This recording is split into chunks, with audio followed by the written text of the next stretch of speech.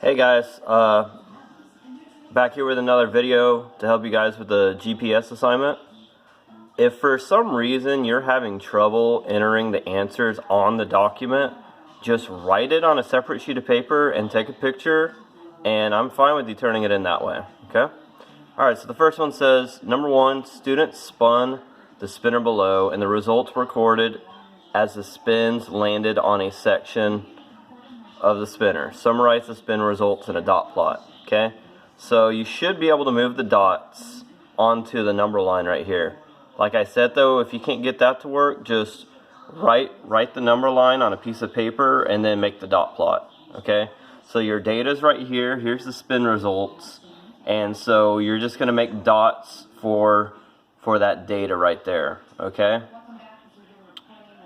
Make sure you check those off and that you use all of those numbers. On the second one, how many spins landed on a section with a value less than 1/2? So once you have your data on this number line right here, that'll help you solve this next answer, because it wants to know how many spins landed on a section with a value less than 1/2. So you should be able to see all of these answers. 1/8, 1/4, and 3/8 are all less than 1/2. And so then all you got to do is count the dots that are above these numbers.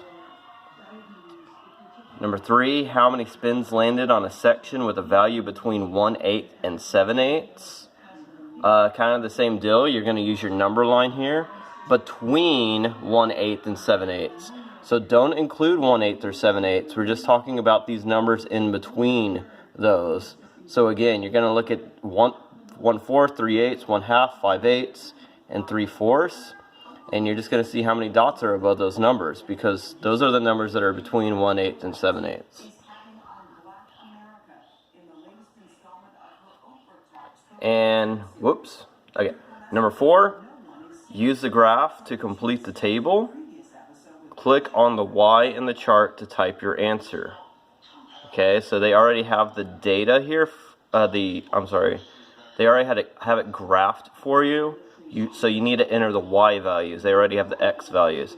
So for instance, this first one, the X value is 0, but if we look, the Y value is also 0. So you would put a 0 there, okay? The next one, the X value is 1, and then you follow it up, and then look over here, and you would see that it's 5, okay? So then you put a 5 for the Y right there. And then so continue that for the other ones. You're just going to follow it across to see what the Y value is. What is the pattern that is graphed? Okay, so you're just going to have to see, am I adding something to the X to get the Y, or am I multiplying by something to get the Y? And remember, whatever you do, it has to work for every single one of them. You can't add here and then multiply here. It either all has to be adding or all has to be multiplying.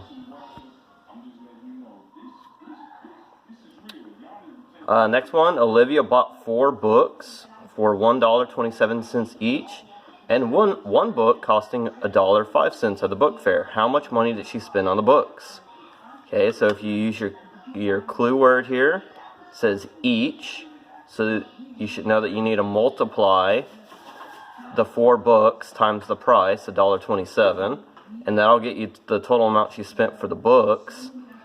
And then she spent $1.05, okay? And since there's only one of those, you can just add that to whatever total amount you got from multiplying here. Okay, so first multiply these numbers, and then you're going to add the $1.05. Next one says, George used 26.24 pounds of sand to fill a play area. The sand was emptied from 4 large bags. How much sand was in each bag?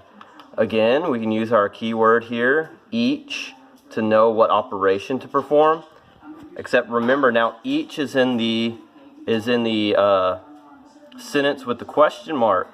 So when they throw that each word in with the question mark, that means we're going to divide. So you need to divide 26.24, divide it by 4.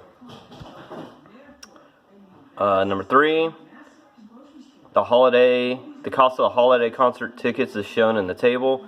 write the entries as ordered pairs, and then graph. Again, you should be able to move the dots. If you can't, you're just going to have to make a graph on a sheet of paper, okay? Remember, you always go X value, you go over, and then up. So for instance, this 1, 2 right here, I would go over 1 and up 2, so that dot would go right there. And then so my ordered pair over here would be 1 for the X and 2 for the Y. And so you do the same thing for the others. And then last year, Hunter is preparing for a party. He invited 144 guests. If he has 18 large tables and wants to seat an equal number of people at every table, how many chairs should he place at each table? Okay, so 144 guests, he has 18 tables. How many chairs does he need? We got a couple of keywords here. It says an equal number of people at every table, and it also says how many chairs should he place at each table. So equal means to divide, and also, again, we have each right here in the sentence with a question mark, and that also means to divide. So all you got to do is 144 divided by 18. Okay? All right, and that's it. So remember, if you're having trouble entering answers on this form, just do it on a separate sheet of paper.